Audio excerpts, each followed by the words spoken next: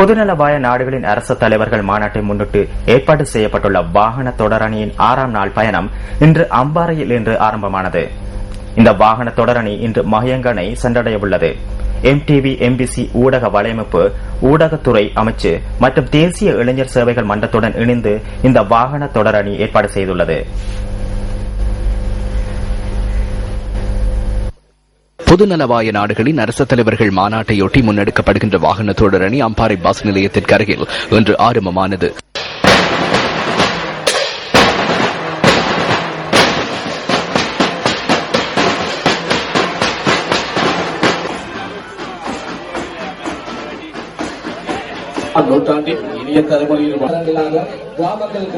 இந்த சந்தர்ப்பத்தில் பிரதேச அரசியல் தலைவர்கள் மற்றும் சிரேஷ்ட பாதுகாப்பு பிரிவின் அதிகாரிகள் உள்ளிட்ட பலர் கலந்து கொண்டிருந்தனர்.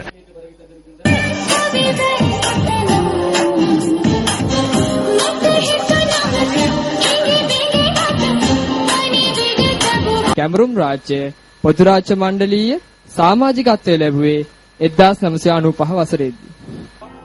இதன்போது கேமரூன் ராஜ்யத்தின் தேசிய கொடி ஏற்றப்பட்டது. கிழக்கு மாகாண கல்வி, கலாசார, போக்குவரத்து மற்றும் காணி அமைச்சர் விமலவீர திசாநாயக்க இந்த கொடியை ஏற்றி வைத்தார்.